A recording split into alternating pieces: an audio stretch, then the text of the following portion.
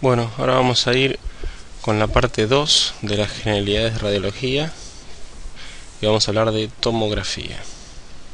En esta parte vamos a hablar de la tomografía axial computada, la TAC, como la diferencia con la tomografía helicoidal, la tomografía multislice, y vamos a hablar un poco de unidad de Hounsfield. La unidad de Hounsfield, fíjense, acá está Godfrey Newbold Hounsfield, que es el padre de uno de los padres de la tomografía computada, que ganó un premio Nobel incluso por esto, y este señor es el que a través de sus investigaciones logró diseñar el aparato para generar las imágenes. Acá tienen la primer tomografía que adquirió con el tomógrafo. Fíjense que revolucionó una cosa que el cerebro no se podía ver hasta ese entonces de la manera en que se ve ahora. Entonces fíjense que se ve una primera lesión focal cerebro gracias a este señor. Bueno, para arrancar, acá tienen una foto de cómo es un tomógrafo moderno.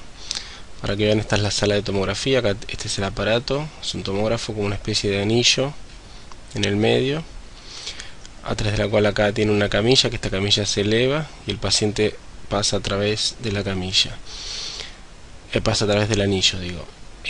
Por este anillo acá van a tener este círculo, van a tener acá el tubo de rayos X, que es muy similar al tubo de rayos de un equipo de rayos convencional, que como lo que vimos en la clase pasada, la otra vez. Y ahora vamos a ver un poco bien cómo se dispone. Acá tienen más o menos cómo es el procedimiento de una sala habitual. Acá está el tomógrafo con el paciente acostado. Acá está el técnico que está preparando al paciente. En este caso está por ponerle una vía para pasarle el contraste endovenoso. Y de este lado, detrás de este vidrio, que es un vidrio especial que no permite pasar los rayos X, o los disminuye y los atenúa bastante, el técnico después controla toda la situación de lo que está sucediendo en la sala. Acá programa el estudio, lo programa a través de esta consola. Acá tiene la consola de la bomba inyectora con la que va a inyectar contraste, y bueno, así es más o menos una sala de tomografía.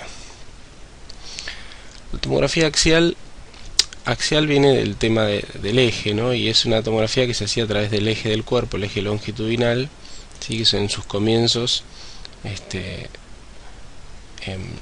se realizaba de esa manera. O sea, se ponía el paciente sobre la camilla y él pasaba a través de este tomógrafo, esta especie de anillo, como una especie de dona,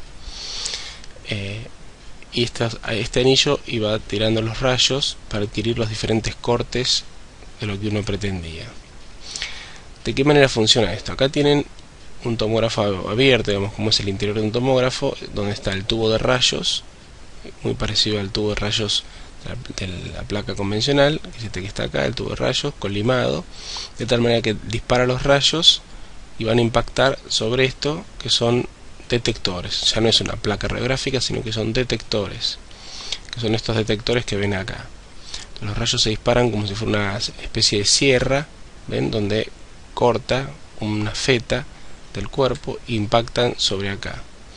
Esta información se junta, se envía a una computadora, la computadora la procesa y va a generar la imagen de corte como la que vemos acá. Ahora vamos a ver de qué manera la genera.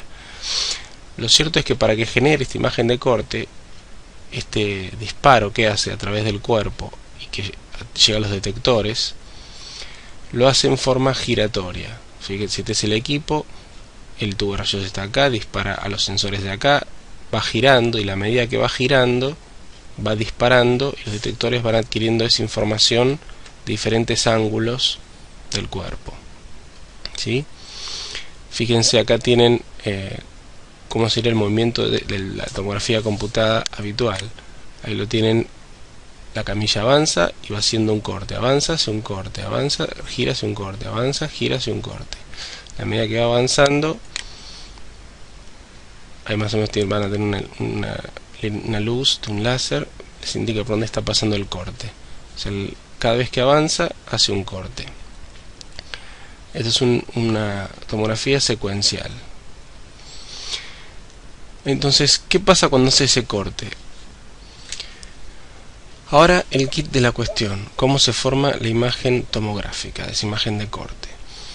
Entonces, si nosotros recordamos que desde el disparo del aparato de rayos atraviesa al cuerpo, impacta sobre los detectores de este lado, y esto ocurre en la medida que se va moviendo el tubo y va disparando, adquiriendo esta información, ese rayo X que es disparado acá tiene que atravesar a los tejidos e impactar en los detectores, de tal manera que no todos los rayos que vienen atravesando van a atravesar la misma calidad de tejido. Hay rayos que van a atravesar, si bien atraviesan todos de piel a piel al paciente, hay algunos que van a tener que atravesar hueso, otros que van a tener que atravesar cavidades con aire, otros que van a tener que atravesar cavidades con líquido. Entonces, eso es información que viaja, va juntando esa diferentes densidades de tejidos y va a impactar en forma diferente. O sea, los rayos X que tengan que atravesar estructuras más densas como el hueso van a llegar menos acá, y los que tengan que atravesar estructuras más blandas van a llegar más. Entonces, al llegar a estos detectores van a juntar la información de esa densidad. ¿Cómo forman esa información? Lo representan con una unidad que vamos a llamar unidad Hounsfield, como el creador del aparato. Entonces, al pasar acá, junta y dice, bueno, si yo atravesé todo este tejido, la información, la densidad de toda esta columna de tejido que atravesé va a ser esta unidad. La que yo atravesé por acá va a ser esta unidad, la que atravesé por acá va a ser esta unidad. Así voy juntando estas unidades al final del camino de todo lo que atravesé. O sea, este número que está acá representa la densidad final de todos los tejidos intermedios de las columnas de los rayos que tuvieron que atravesar, ¿sí? Entonces, esa es la información que junta la computadora, o mejor dicho, la información que junta el equipo y es enviado a una computadora. La computadora ahora lo que hace es decir, bueno, si yo tenía estas unidades finales, estos números finales en cada uno de estos, cuando el rayo pasó por acá sumé esta unidad, cuando pasó por acá sumé esta unidad, cuando pasó por acá con esta unidad, y cuando pasó por acá sumé esta unidad, etcétera, etcétera. Entonces ahora lo que hace la computadora es descomponer, es decir, bueno, para que estas unidades, estos productos sean los productos finales, los productos intermedios, o sea, las unidades que tienen que haber en cada uno de estos cuadraditos, tiene que ser tal que me dé esta suma. Entonces, si acá hay 14, casi yo tengo que poner numeritos que sumados den 14, acá numeritos sumados den 11, numeritos sumados den 20. ¿Pero de qué manera? Para que estos numeritos den 20, también esta sumatoria tiene que dar 21, y esta tiene que dar 15, y esta tiene que dar 11. Entonces, lo que a nosotros nos llevaría un montón de tiempo calcular los numeritos que van acá, la computadora lo hace rápidamente y genera numeritos. Dice, bueno, 3 más 4 más 7, 14, 3 más 2 más 6, 11, y así va sumando y ve que todo está de acuerdo. Entonces, fíjense que ahora puedo representar en cada uno de estos cuadraditos, ¿sí?, estos píxeles, vamos a llamar ahora unidades Hounsfield. Es decir, bueno, a este píxel le va a corresponder un 3 de unidad Hounsfield, a este un 4, a este un 7, a este un 8, un 2, etcétera, etcétera. Y así tengo una grilla de numeritos de unidades Hounsfield, de las unidades que inventó este señor. Entonces yo ahora lo que puedo hacer es, bueno, hago una correlación de los números de las unidades Hounsfield con una escala de grises, de esta manera. Digo, bueno, el 1 se me antoja que va a ser el más negro y el 9 va a ser el más blanco. Entonces en el medio van a estar todos los grises intermedios. A un 3 le corresponde este gris, a un 5 este gris, a un 7, un 8 este gris, etcétera, etcétera. Entonces así yo puedo ir pintando los diferentes cuadraditos, diferentes píxeles de esta matriz y generar la imagen. Una imagen, bueno, acá no tiene ningún tipo de sentido, pero cuando uno la ve así adquiere un sentido. ¿Por qué? Porque los píxeles que estaban acá tienen información en unidad Hounsfield de los diferentes rayos. Cuando el aparato de rayos disparó así y atravesó este tejido, así todos estos tejidos, acá me sumó todo esto de tejido y me dio un numerito. Cuando el aparato disparó por acá y pasó por todos estos tejidos, acá me dio otro numerito. Cuando pasó por acá me dio otro numerito. Estos numeritos finales que yo fui juntando de este lado, al ir girando, al ir descomponiéndolos para que todas estas sumatorias den correcta, a cada píxel le corresponde una unidad Hounsfield. Y esa unidad Hounsfield la transforma en un gris y me genera esta imagen. Y perfecta. Por eso decimos que la imagen tomográfica es una imagen calculada, ¿sí?, de las densidades finales que recolectó los detectores a través del disparo de rayo X. ¿Sí? No es una imagen directa como puede ser la placa simple, que por más que sea directa o por más que sea proyectiva, la imagen es una imagen directa, acá no, acá es una imagen calculada, la computadora la calculó en base a esa información. Eso hay que tenerlo en cuenta, porque los posibles artificios de técnica que puede haber y generar imágenes falsas generalmente se dan por esta cosa, porque la imagen calcula en base a unos datos que recogió. Estas unidades Hounsfield que venimos mencionando, ¿sí?, que tenemos acá representadas en numeritos, recordémosla porque nos va a ayudar mucho después con algunas cosas. Después vamos a descubrir que ciertos tejidos tienen cierta especificidad con respecto a los números de las unidades Hounsfield, y eso nos va a ayudar después para reconocer tejidos. Nosotros vamos a tener dentro de los tomógrafos una herramienta que me permite medir la unidad Hounsfield de cada sector. Puedo medirla en un píxel o puedo medirla en un área y me calcula el promedio de unidades Hounsfield que tiene esa área. Entonces yo puedo ver que ciertos tejidos, como puede ser la cortical del hueso, que tiene mucho calcio, va a tener unidades Hounsfield muy altas, ¿sí? Estamos hablando del orden cercanos a los 1600, 800 unidades Hounsfield. Cambio, el aire va a ser densidades muy negativas, ¿sí? Menos 1000, menos 600, menos 700 unidades Hounsfield. La grasa, por ejemplo, es un tejido bastante específico que tiene entre menos 80 y menos 100 unidades Hounsfield. Entonces, estas mediciones, pues, conocer estos datos nos va a ayudar mucho para poder identificar tejidos cuando tenemos alguna duda. Supónganse un tumor, si tiene o no grasa, me va a ayudar mucho. O si tiene o no calcio, por ejemplo. ¿Cómo es el tema de ahora tomografía helicoidal? Claro, como veíamos antes, volvemos atrás, acá tenemos que el paciente cada vez que gira la camilla adquiere, cada vez que gira adquiere, cada vez que se mueve la camilla adquiere una imagen. Si a alguien se le ocurrió que digo, ¿qué pasa si en la medida que avanza la camilla, yo voy girando y adquiriendo a la vez? Giro y adquiero. Claro, ya no se adquiere un círculo con un corte, sino que lo que se adquiere es una espiral, porque este corte que empieza así, como se está moviendo la camilla, después termina acá en la vuelta, un poco más atrás, y así va a terminar. Entonces ahora ya no es un disco, sino que es una espiral, una hélice, por eso se llama helicoidal. Entonces en la medida que la camilla avanza, acá en el esquema, en realidad lo que avanza es la camilla y el aparato está quieto, voy rotando, o digamos, adquiriendo la imagen en la medida que se mueve, que sería así. Fíjense que se mueve permanentemente y está adquiriendo va adquiriendo la tomografía en la medida que el paciente avanza. Fíjense que ya no es en forma de avanza y saca, bien saca, sino que saca mientras avanza. Esa es la tomografía helicoidal. Entonces de esa manera yo puedo adquirir una espiral completo así, bien uno pegadito arriba del otro, lo puedo estirar a la espiral, dejar espacios como en blanco, o superponer, y de esta manera yo puedo adquirir diferentes tipos de calidades de imagen. ¿Por qué? Porque ahora la información es mucho mayor. Si yo hago un corte así, que no dejo espacios, no me queda ningún espacio libre de tejido en el medio, entonces adquiero todo. Pero si yo hago así, me van a quedar espacios en el medio, partes de información que no tengo. Y si yo hago así, voy a aumentar la información, porque estoy superponiendo información de uno con otro. Entonces voy adquiriendo diferentes tipos de imágenes.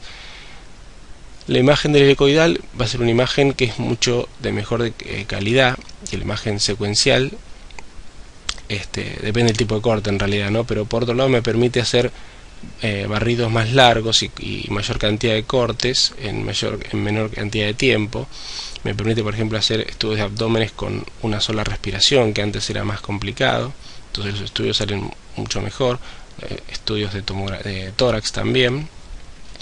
Me permite hacer otro tipo de cosas como reconstrucciones sagitales a través de ir juntando todos esos cortes, mayor cantidad de cortes. Puedo hacer reconstrucciones, puedo hacer reconstrucciones vasculares como esta que está acá, reconstrucciones coronales como esta que ven acá, y reconstrucciones tridimensionales también. Fíjense que a pesar de que puedo hacer todo esto, la calidad en este momento, que era asombrosa, hoy en día uno la podría criticar, ¿no? Fíjense que tiene como estas linitas, estos escalones porque la imagen tridimensional se forma de apilar esos cortes que fui adquiriendo, los voy apilando en la computadora y realiza la imagen tridimensional. Entonces a alguien se le ocurrió hacer esto que es la tomografía multislice o multicorte. ¿Qué se le ocurrió a esta persona? Bueno, dijo, si acá tengo el tubo de rayos y acá tengo una fila de detectores, ¿sí? Un corte justo transversal que pasa por la fila de detectores, digo, bueno, yo lo que puedo hacer es, con un solo tubo de rayos, poner 4 filas de detectores, ¿sí? Entonces ahora con cada disparo ya adquiero 4 cortes a la vez, algo interesante. Entonces la forma es helicoidal, sigue siendo helicoidal, el paciente avanza, en medida que avanza va haciendo los cortes, pero yo ahora puedo hacer 4 cortes y puedo abarcar una mayor cantidad de tejido.